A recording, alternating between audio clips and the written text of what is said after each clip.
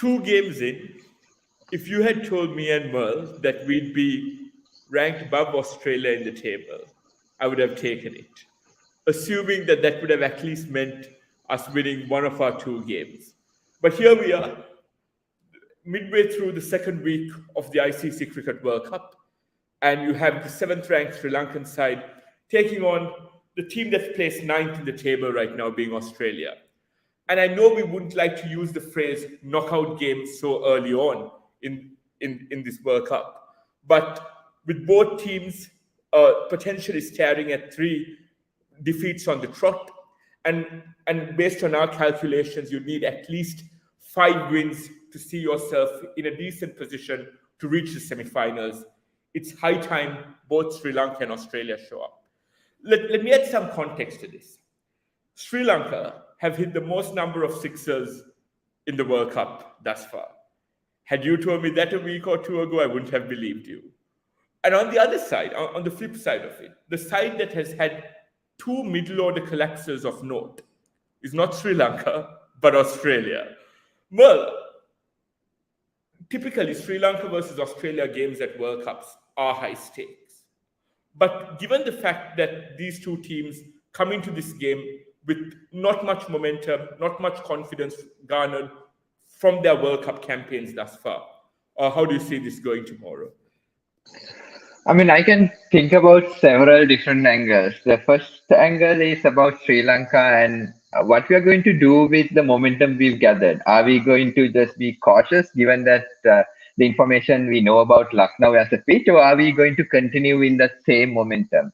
And with the injuries to especially Dasan Shanaka, there are discussions about is this an end of an era, and are we looking at a more aggressive, more adventurous Sri Lankan batting lineup who is going to just keep batting no matter what? Like, is that a new direction that we can expect? I mean, I'll be really, really glad to see if that's what's going to be the case. And with Kusal Mendis very likely becoming the captain, how is that going to play out? So those are some of the things I'm excited to see at tomorrow's game. For Australia, I'm pretty sure they are in a place where they themselves don't seem to have a lot of answers. So their batting lineup has not fired. Their bowling has not kept pace and have not been able to deliver the goods that they would have liked to.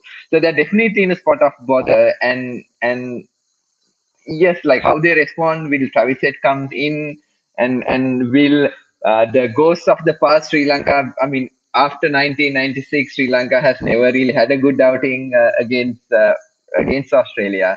So how will those things play out? I'm really excited to see. Exactly, well said. And I want to highlight something that you just brought up, right? With the captaincy change. We don't know how Dasan Chanka is right now. Wishing him a speedy recovery, and we'd like to see him back in a Sri Lankan outfit soon. But let's talk about Kusal Mendis. He goes in for this World Cup, reinvents himself at the World Cup. I'm taking both warm-up games and our first 2 games into account. Has finally struck to the level we've always wanted him to. And now we dump an additional burden on him in terms of captaincy. Different players take to this additional responsibility differently. And I'd like to see how Kusal Mendis copes with that added responsibility on his shoulders. I don't know whether it's a burden and if so, how he tackles it, and whether the other senior players in this side, like Charita Salanka, assist him on that front. But something else that you highlighted was Australia being a tad off colour. Going back to that first game against India, when India were precariously placed at 5 for 3, things could have looked totally different had Mitchell Marsh hung on to that catch off Virat Kohli when India would have been 20 for 4. My question to you is, at World Cups, in big stakes games against Australia post 1996, we've not won a single World Cup game against them. If you had to kind of analyze a weakness in this Australian lineup now, would it be attacking that middle order attack that has been quite feeble over the past 2 games? Middle order would definitely be one of the areas they should really be concerned about. And I mean, even in terms of their bowling, so Adam Sampa has not been successful to say the least, and Glenn Maxwell, like surprisingly, turned out with like much better figures in the last match. And even Pat Cummins seems to be struggling. Not that he was ever like someone who had figured out one-day bowling necessarily, but like with Adam Sampa, there's only specialist spinners struggling, and one of their three frontline pace attack, Pat Cummins not doing so well. And even the other fast bowlers, I mean, not doing as well as they would have expected. So I think their bowling lineup is in a very precarious position. And even though Steven Smith and Labuschagne add some stability, without like top order firing and giving them that boost, like what stability means and how they like cope with like the changing and new circumstances in India, would be really interesting to see because Sri Lanka didn't come with much expectations, but I'm pretty sure Australia would have been in the top two, top three, top four of most analysts and like most pundits who would have predicted this World Cup. So, I mean, this is really, really interesting to see. Well said. I think you've chosen a very selective background here. Someone who has haunted Australian batting, bowling attacks in the past, and even their batting lineup in 1996. Uh, I want us to reflect on a select few Australia v Sri Lanka World Cup games, and let's go Before back to you Before you do that, Viren, I just want to. I was like today thinking I'm torn between the predicament that Kusal Mendes faces. Like, on one hand, what you really don't want to see is like Kusal Mendes becoming encumbered by his new role and just being cautious and like taking all that responsibility in shoulders and that affecting the game. I mean, I would really, really hate to see that because, like, if one thing I was looking forward to in this World Cup, it's just Kusal Mendes continuing this batting. But on the other hand, if this is indeed a new leaf in the Sri Lankan chapter, if this is the beginning of a new era, like him getting to start this out, playing all the teams in the world, and just like practicing his craft, having Mahela Jayawardene on his side because he's not going to be around in all series going forward. So with not a lot of necessarily expectation and a lot of support, how he, I mean, with a like a new style. I mean, I know like a big tournament is not ideal for you to like start your duties on, but I mean, would that not be a blessing in disguise? And maybe like it's an opportunity for him to like, especially given the stakes are not that high, the expectations are not that high. I would actually like. I mean, I don't hate as much as I would have like previously thought because I had some time to ponder and I'm worried that like it will affect his form, but I'm also excited to see how he handles this. It will be the the completion of his like transformation from Durham Gate, as you would like to call it. I constantly refer to it as Durham Gate, yes. And I want to pick on something you just said about the impact that a certain individual, Mahela Jayawardene, would have on him in the dressing room. We can talk about the role and mandate of a consultant coach in an episode going forward. But yes, I agree. It's going to be interesting to see which Kusal shows up and which Kusal kind of takes the game away from Australia? Is it the Kusal that steadies himself early on and then builds momentum as his innings progresses, or the Kusal that we've seen right now, who is all guns blazing from the first delivery, which is the Kusal I like to see because, as we've highlighted on shows prior, the tentative Kusal Mendes is a liability for Sri Lanka at the top of the order, and that's something we can bring up later on as well. So now let's go back in time. Let's go back and reflect on a few very notable Australia versus Sri Lanka games at World Cups. And Merle, I'd love you to reflect on our very first one. I hope no one gets retired hurt when we analyze this, but let's go back to our very first Sri Lanka, to our first few Sri Lanka versus Australia World Cup encounters. Yes, so 1975 Sri Lanka did not end up winning a single World Cup match. And surprisingly, though, Sri Lanka played a match against Australia and did fantastically well. So I think this was match number 7 in the 1975 tournament. And Australia, so as for those of you who might not remember, back then the ODIs were 60 overs per side, and batting first Australia scored a gigantic 328 for 5. So uh, back then when the run rates were low, 328-5 was a formidable score. So Alan Turner, who was one of the opening batsmen, scored 101. And nobody expected Sri Lanka to give a fight. Everybody expected Sri Lanka to just wither, and yes, that is the scorecard. And everybody expected Sri Lanka to just succumb under the pressure and just like end up losing without a fight. But what happened, like really interestingly, is Sri Lanka counter-attack. So Sri Lanka took Australia to the cleaners, and Sunil Vesamuni and Duleep Mendis were actually going all guns blazing. For example, Duleep Mendis had scored 5 boundaries and was on 32 when a Jeff Thompson bouncer hit him on his head, and he had to be taken to the hospital.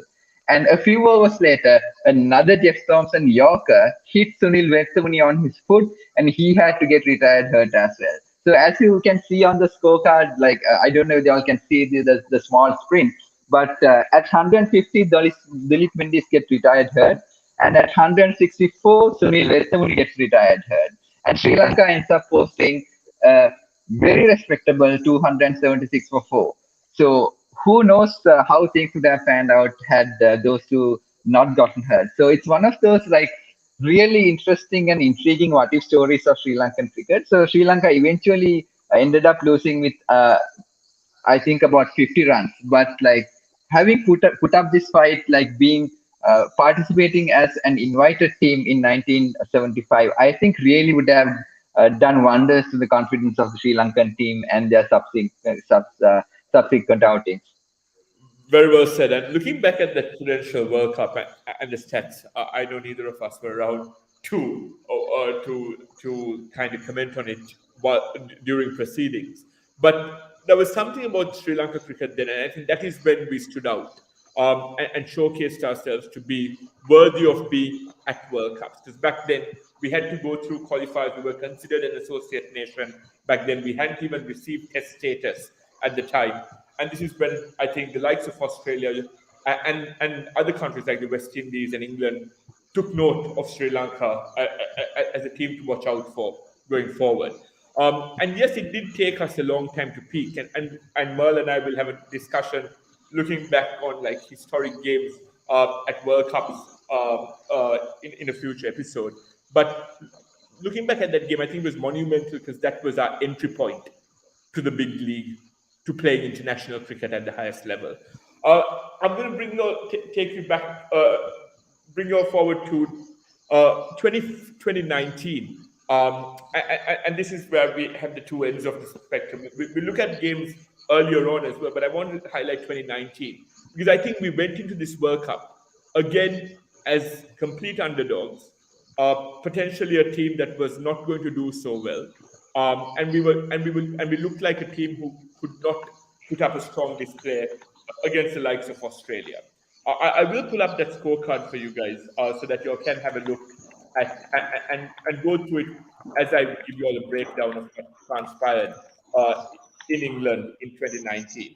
But just to give you all some context about that game and why I've linked it to 1975 is because this might have been the first World Cup since 1975, since this was the first World Cup in England since 1979, since 1983 rather. But secondly, this was the first World Cup, in my opinion, where we went into this World Cup with very minimal expectations. And I think this is where I want to bring up this scorecard to show people, to show our viewers exactly what I mean by us kind of being sidelined early on in the game. Let me just share my screen now. The 2019 game. Yeah, I hope everyone can see this. So Australia posted a mammoth 334. We had Aaron Finch plummeting our bowlers around the park, scoring a mammoth 153. Formed decent opening stand with David Warner. Usman Khawaja was out quite cheaply, and then Stephen Smith and Finch took the game away from Sri Lanka with a 173-run partnership. Our bowling attack going into this World Cup, we've spoken about like mishaps in selection by taking the likes of Viren Beruwalage, Jeffrey Van der Sey, etc. for this World Cup and calling them in at the 11th hour. But we had a decent pace bowling attack. Marlon ended up with quite respectable figures of 1 for 61. And Isuru Udana was the pick of our bowlers, in my opinion, that day, picking up two crucial wickets. And Dhananjay De Silva, for those of you all who recall what happened 4 years ago, he was our lead spinner, even though we had Jeevan Mendis and Jeffrey Van der Sey on the bench. And Dhananjay De Silva had notable performances throughout that World Cup, including what I would call a match-winning spell against England as well. And we'll talk about that game on another episode. But I want to highlight fight, grit, and character. And this is the link to 1975, right? Everyone wrote us off when Australia scored 334. Everyone thought, and back then, middle order collapses in Sri Lanka was just the norm, right? And everyone thought we'll just crumble under pressure. But there was a spell of 20 to 21 overs during our run chase when there was a lot of grit, determination, and an immense amount of commendable fight given by Kusal Pereira and Dimut Karunaratne. Dimut fell three shy of a very deserving century, but I want to highlight Kusal Pereira's knock of 52 off 36 here. I haven't seen cleaner hitting by Kusal Janit since that game in 2019. Yes, we recall his brilliant knock in Durban, but that was just prior to the World Cup in 2019. And those were the kind of knocks that Sri Lanka would like to see of Kusal Janit again. And that is why I think we brought him into the setup again this year to give us that early impetus in innings. And that 52 of 36 gave us hope, because when we lost Kusal at 115 for 1, we thought we were well on our way to giving Australia quite a hefty challenge, but that didn't end up being the case. But that was the link I wanted to draw. I know I took a while to get to that point, but that was the link I wanted to draw in terms of the fight and grit we showed against Australia. I mean, I was just thinking, so 29 was eerily similar in our fight, but 2015 wasn't that different. So if you can also even pull up the scorecard from that match. So this is something I watched highlights of even today. So batting first, Glenn Maxwell went absolutely berserk. So Glenn Maxwell scored 102 off 53 balls. I think it's one of his most memorable innings in his one-day career. And Michael Stark and Steven Smith chipped in with half centuries as well. And Australia end up with a mammoth 376 for 9, and nobody except Sri Lanka to chase that total down. But if you remember, Sangakkara was in rare form during that World Cup, and Sri Lanka really didn't bow down. And speaking about not bowing down, if you scroll down to Sri Lanka scorecard, I don't know how many of you will remember Tilakaratne Dilshan just going after Mitchell Johnson. I think he scored, if I'm not mistaken, 5 or 6 boundaries in a single over, and he ended up with 62. And Kumar Sangakkara, of course, was in the form of its life and scored 104. But if you just keep going down, you will see Dinesh Chandimal. I mean, you might even think this is a printing mistake or something wrong with people who had entered this data. So Dinesh Chandimal has scored 52 of 24, and I watched this innings, and I could not believe that Dinesh Chandimal actually played this innings. So he scored at a strike rate of 216, and before he gets retired hurt, Sri Lanka is at 281 for 3 with so many overs to go, especially with Dinesh Chandimal in this form, and Angelo Matthews with the hitting capabilities that he had, especially in 2015. Who knows what would have happened if Sri Lanka kept going. So this is another major what if moment. And I distinctly remember when the Australian inning ended, I really didn't expect Sri Lanka to put up the fight that we did. But just looking back, I mean, just like Sri Lanka has always done in tests against England, in World Cups versus Australia, Sri Lanka, I think perhaps accepting those world beating early 2000s Australian teams, Sri Lanka have surprisingly done well against Australia. Do you remember this match, Ray?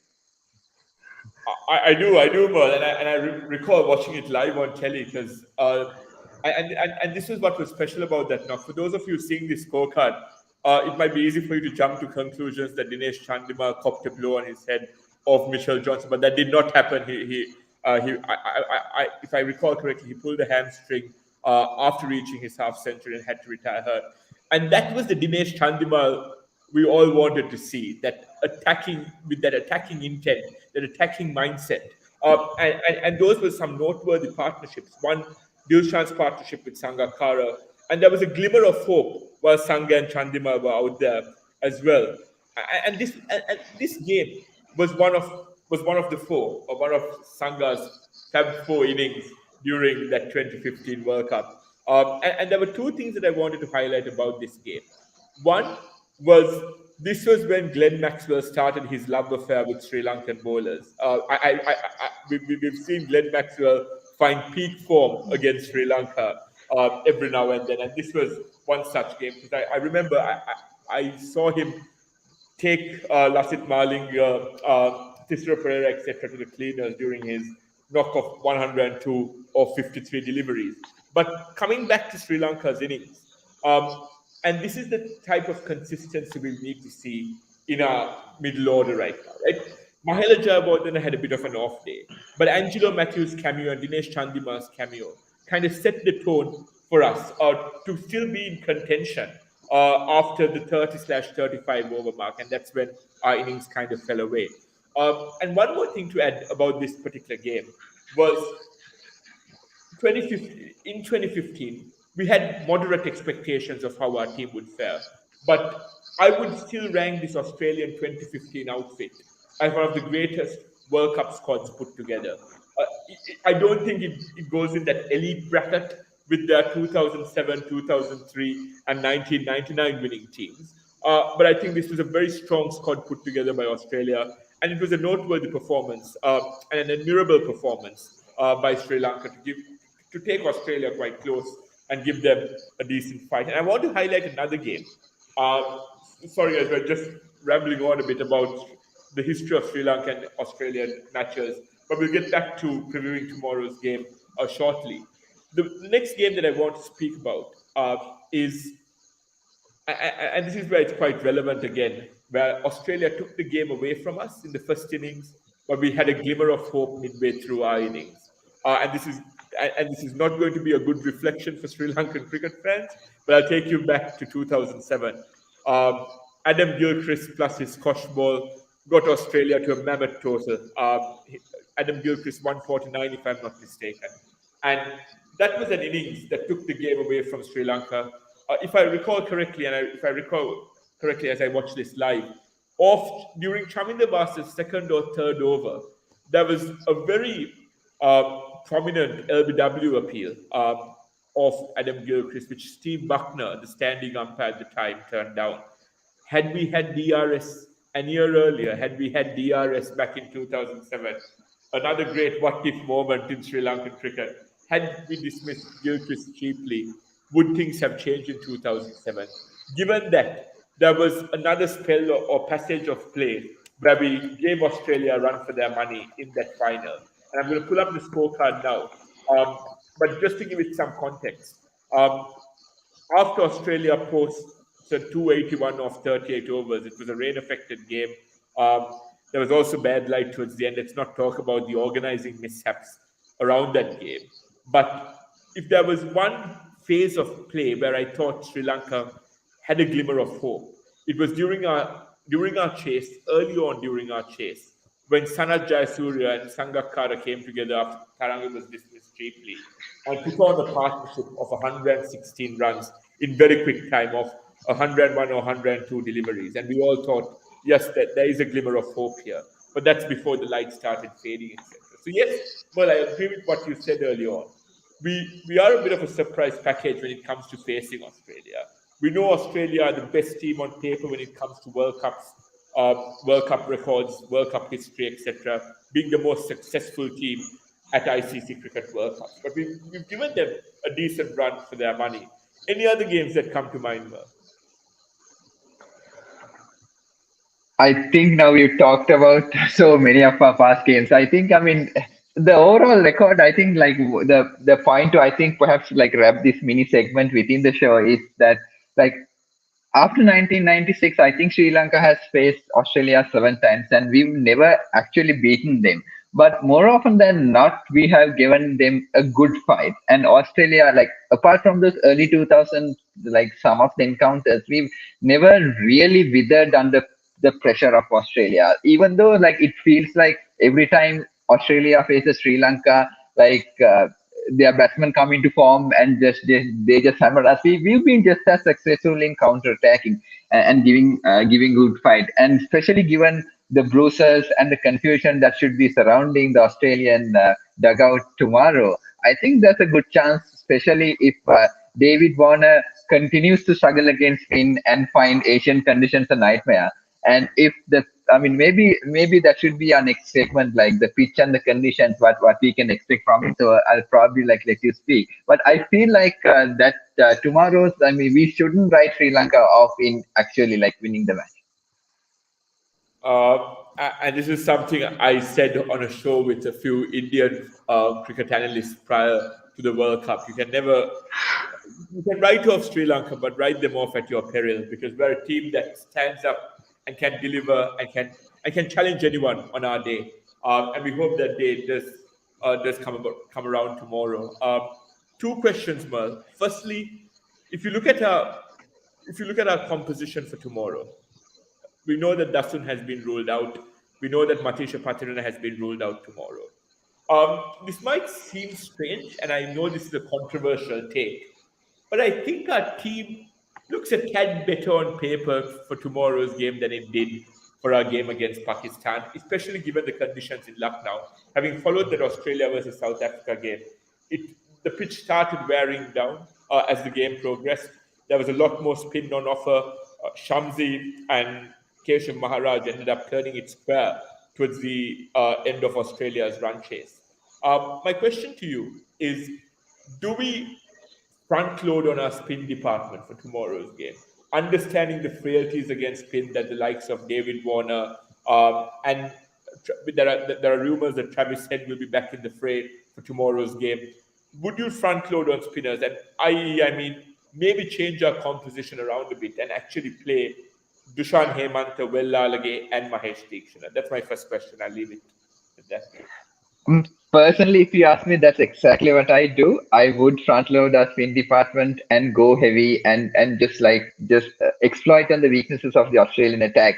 But I mean, everything that I've been hearing suggests otherwise. So I've been hearing Dimut Karunaratne's name being thrown around. I don't know how accurate some of these rumors are.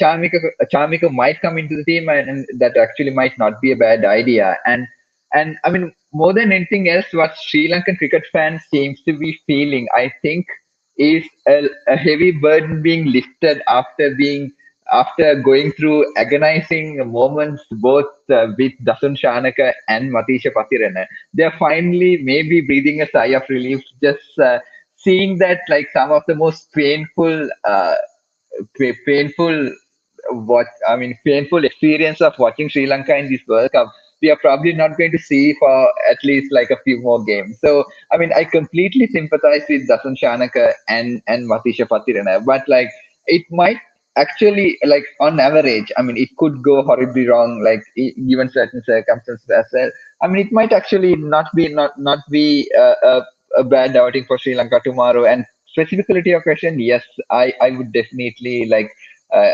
lean heavy on spin and avoid. I mean, I might even. I again, I don't know what they'll end up with, but like I would also caution against Dimut Karunaratne and try to fortify like middle order with some hitting and maybe bring Dhananjay Silva like up top and see what happens. Well said, Marcus. I want to speak about expected value for a bit.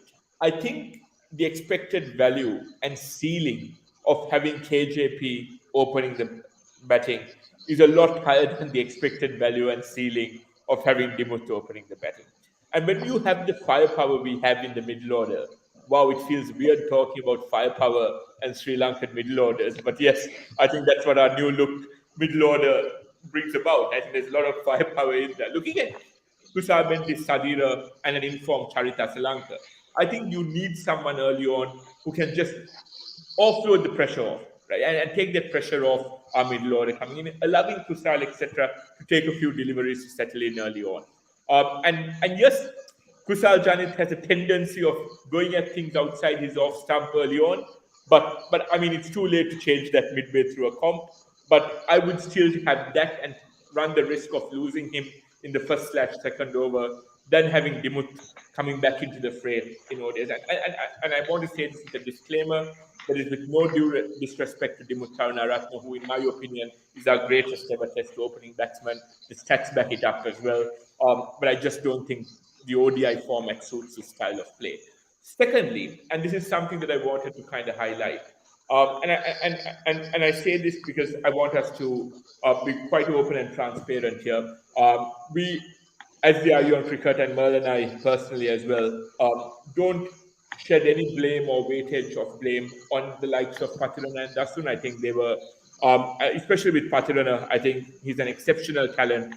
And as Anuk said on the show yesterday, if he can be in the IPL team of the year, with the best players around last year, he is someone we can look out for, someone we can rely on going forward.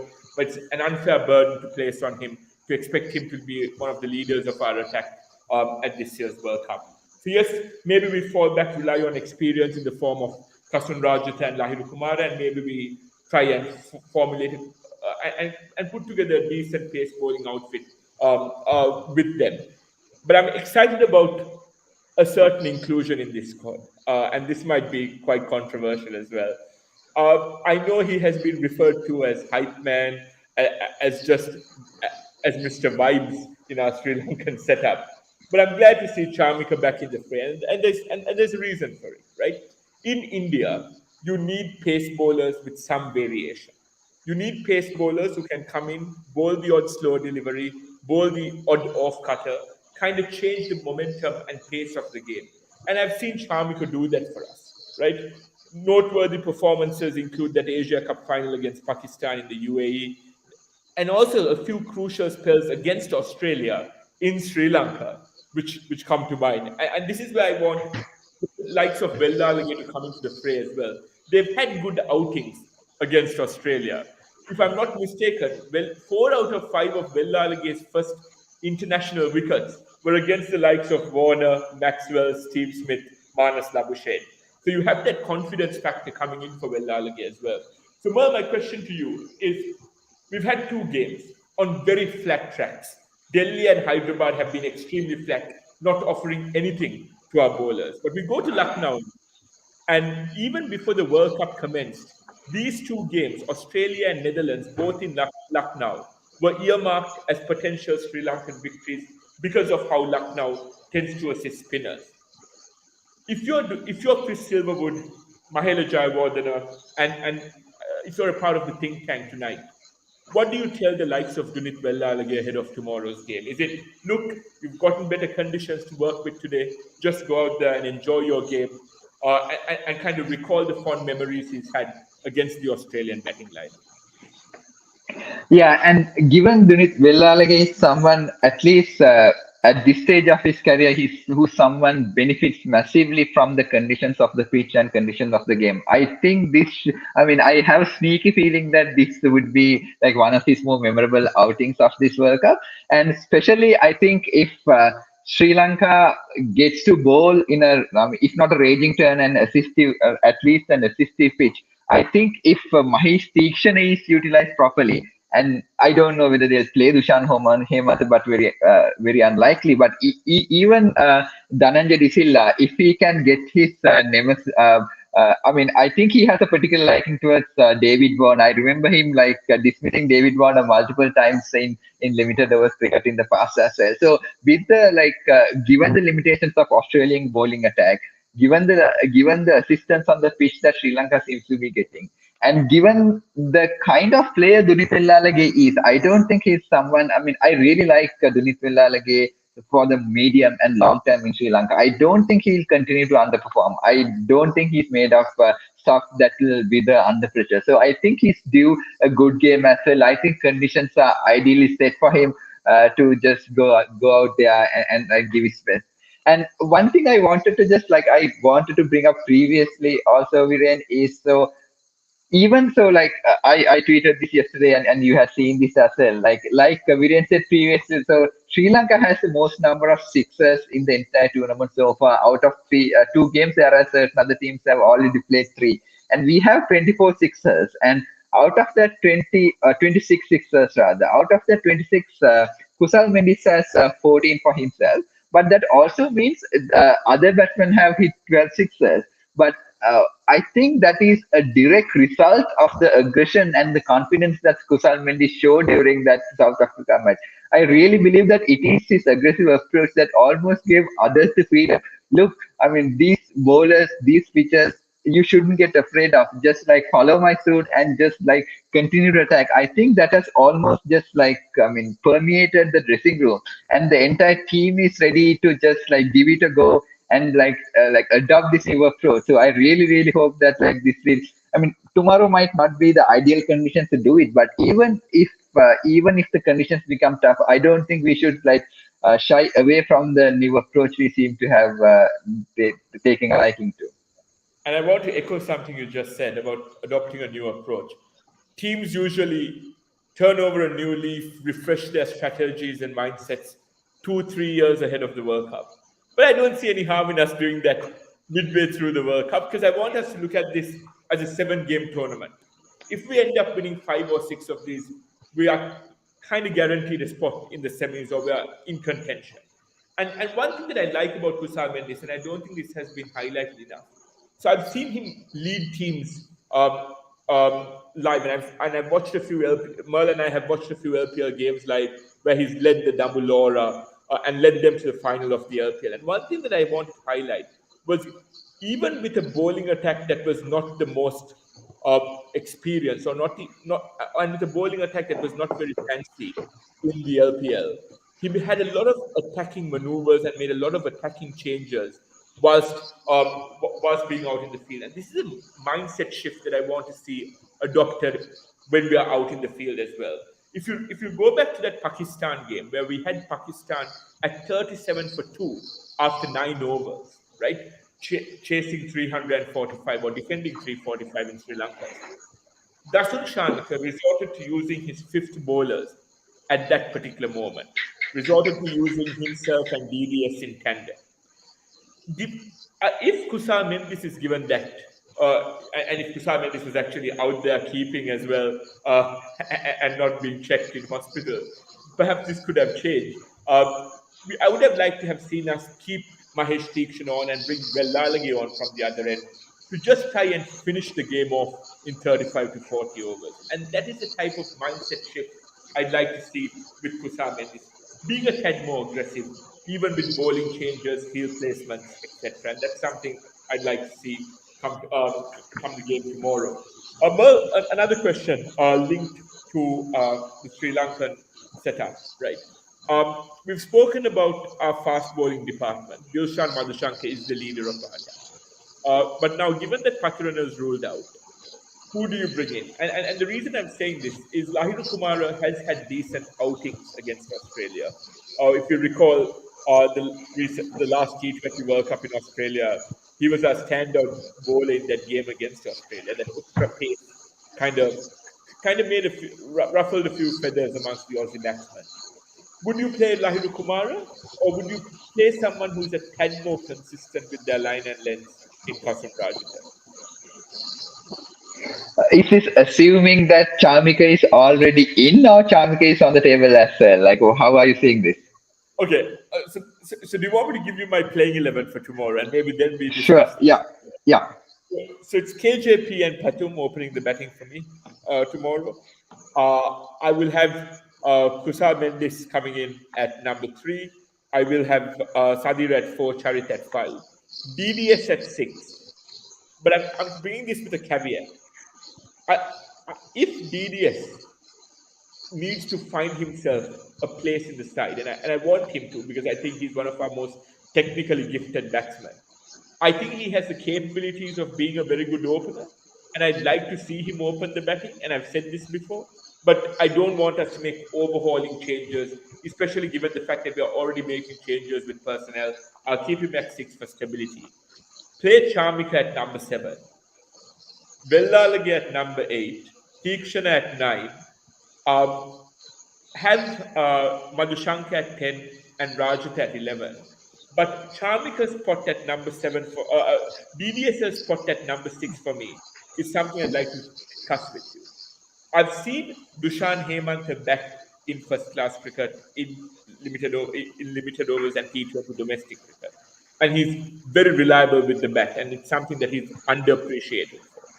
If we want to front load on our bowling front, and since DDS hasn't been in the best of forms, I wouldn't mind either promoting Charmika to number 6 or even batting Vellalage at number 6, because Vellalage is a pretty sound batsman, a top order batsman, and an upper middle order batsman in our under 19 setup as well, and play Dushan Hemant as well, which will really give us 6 or 7 solid bowling options. So those are my considerations. Would you agree with that? And what are your takes on it? I really like the idea of fortifying the bowling unit and adding variety and depth into the bowling. And I noticed that you also picked Rajitha over Lahiru Kumara.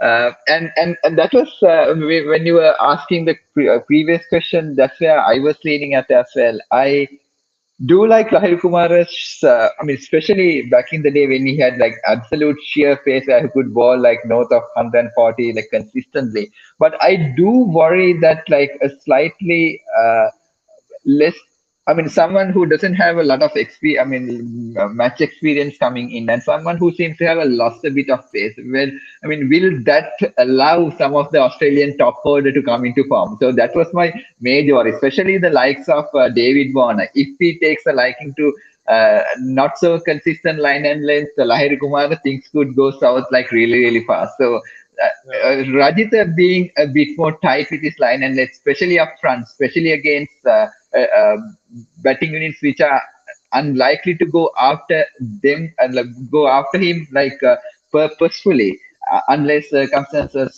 determine otherwise. I would also like lean Rajitha, and I do agree that like Sri Lanka is likely to go with DDS, and for me, as we discussed offline, I think the other day, for me at this point, it's either DDS at the top or DDS not in the side. Sadly, I know DDS has been like a wonderful servant for the Sri Lankan team. I just don't see what Sri Lanka can do with the DDS in the middle.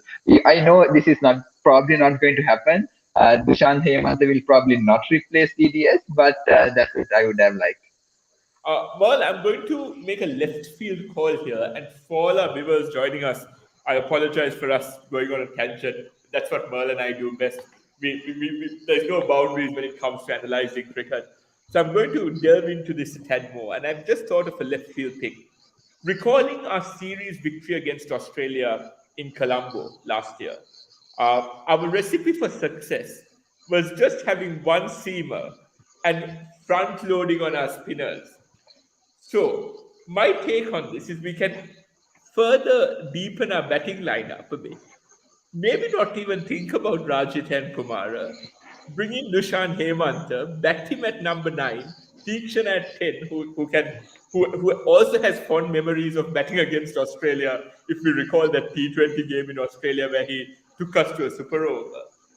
Would that be something that Chris Silverwood and Mahela think about? Because and this is a part of having that aggressive mindset, right? Like we know for a fact that our, our main kind of look at the Australian batting lineup is through our spinners. So perhaps play Dushan, DDS, Vellalage, and Teekshana, and have Charmika and Dilshan Madhushanka with the ball as 6 bowling options.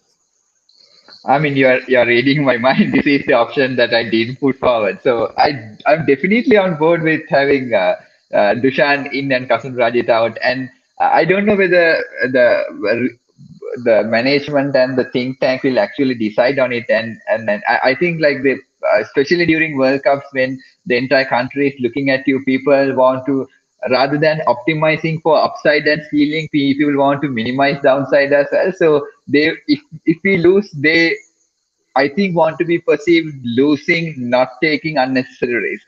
So I honestly don't know. We hope that Sri Lanka is ready to take those risks. But yes, of course, Dushan in, Kasim Raj is out. I'm totally on board.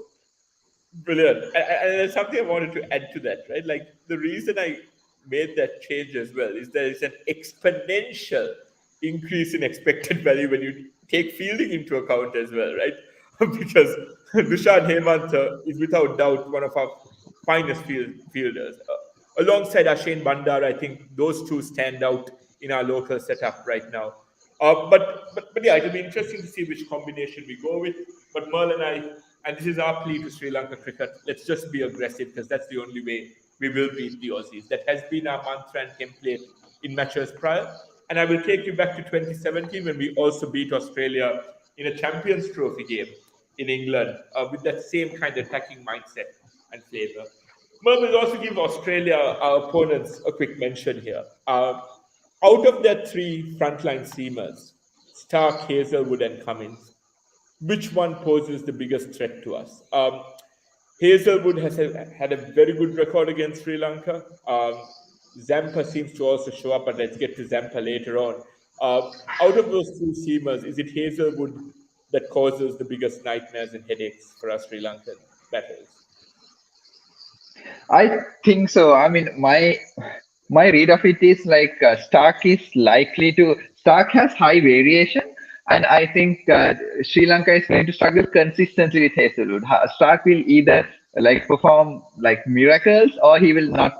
He'll have an off day. Whereas Hazelwood, I think the control he has and like the pace he can inject at certain times. I think Hazel would be the consistent headache that Sri Lanka is going to like have, but Stark has the potential to take like a bunch of wickets at the top and just like completely destabilize the Sri Lankan top board and the middle over. And like I said before, I don't think, I mean, the way things are panning out for him, I don't think Pat Cummins is going to have a great World Cup. And Sampa, unless he remembers Sri Lanka in the past and fond memories like he would have collected, I think Sampa is also, I mean, again, tomorrow's pitch, who knows? Like things will turn around for him.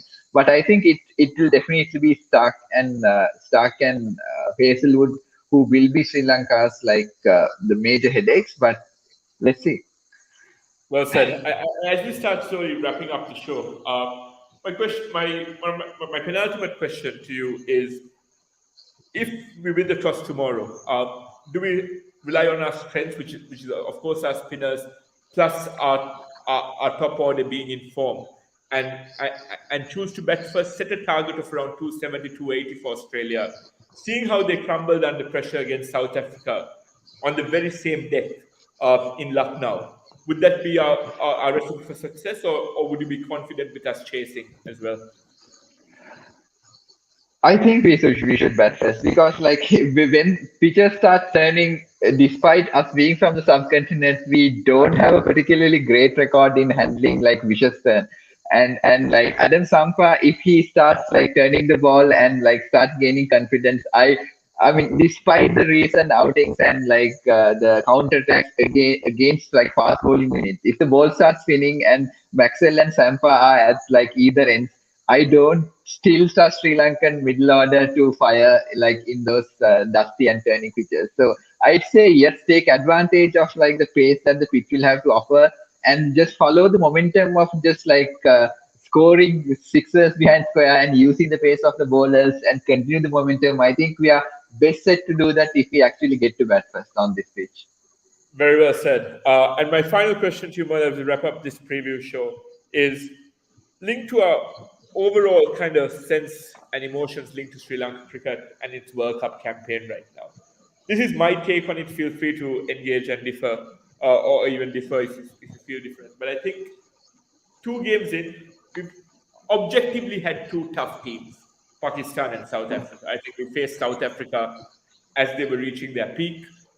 I firmly believe that South Africa are one of the favorites in my books to go all the way. Pakistan, let's not get to the what ifs about that Pakistan game. But provided we deliver tomorrow, with no disrespect to Netherlands, we face them in Lucknow again, in a game that I fancy us to win. Two games from four, 2 wins from 4, and our campaign is back on track. Is that the rationale? Is that the mindset leading into this game? Is there a positive kind of optimistic approach that we could look at, looking ahead to tomorrow's encounter? It has to be, especially given that Australia is struggling. If we overcome Australia, they are going to be like 3-0 down. And even though Pakistan won against us, I don't think even after that match they would have been like completely confident about their chances of making it to the semi-finals. And the Indian match is unlikely to done any favors in that direction. And England, I don't know what's going to happen. Even today, I wasn't particularly impressed in their bowling unit, and they still seem to have some like niggles around like what they do with And this well, particular format of the game. just for our followers, I called this on our earlier show, and I called this ahead of the World Cup. Afghanistan have England at 109 for 4, nearly at the 20 over mark. And if this is an upset, it leaves the tournament wide open early on, because England would have lost 2 out of their first 3. And yeah, I also see avenues through which Sri Lanka could even potentially qualify.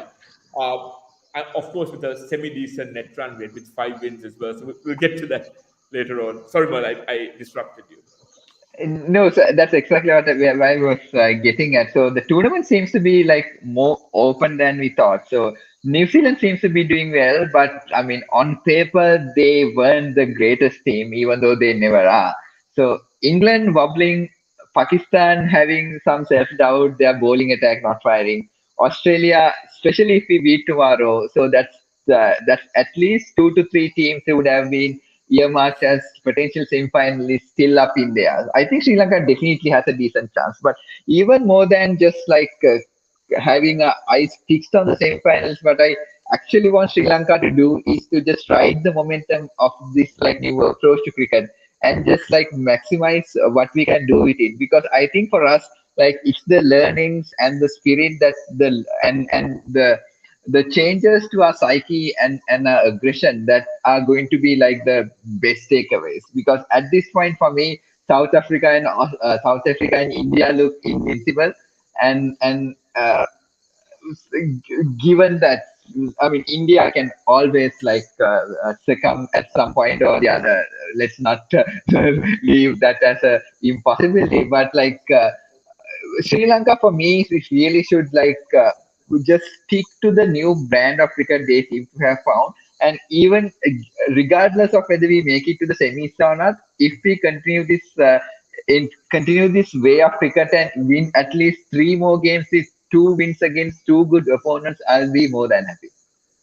Very well said, Merl. And Merl, I couldn't say it any better. Merl and I have been ardent followers of Sri Lankan cricket over the past 2 decades, and that's all we could ask for as Sri Lankan fans. And there's something about us as Sri Lankan cricket fan base that I really acknowledge and I'm proud of.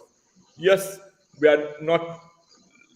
We call out poor performances, we call out poor displays, but as each and every time our players step out onto the field, we click Operation Reset in our heads, and there's a lot of love, admiration, and support for our guys going out to play. Even during the rut we had, even during this prolonged period of transition we've been having since 2014, every single time, ahead of every single game, be it a qualifier against Oman, Ireland, Scotland, with no due disrespect to those teams, or looking ahead to tomorrow's game against Australia, there's always that hope, that reinvigorated spirit, and that sense of passion and admiration towards the 11 men stepping out to the centre. And that's all we could ask for all 20 million odd Sri Lankan fans, for their hearts to beat in unison as we step out against Australia tomorrow. And this is my take before the World Cup. Sri Lanka needs to go deep. We need to realize that a lot of pitchers will start wearing down. We need to realize that a lot of spin will be on offer towards the latter end of the group stage. If we can remain in contention for as long as possible, anything can happen towards the latter end of this World Cup, is my read of the situation. So we thank you all for joining us.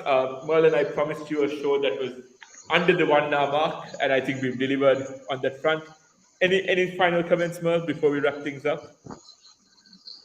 I mean, again, completely like left field, unrelated thought. But remember, like both you and I discussed in, I think, first live show that we'll be really excited to see what this Afghanistan team is going to do. And I'm really happy. So one, I mean, they didn't completely take the game away from England in batting, but their top order did fairly well.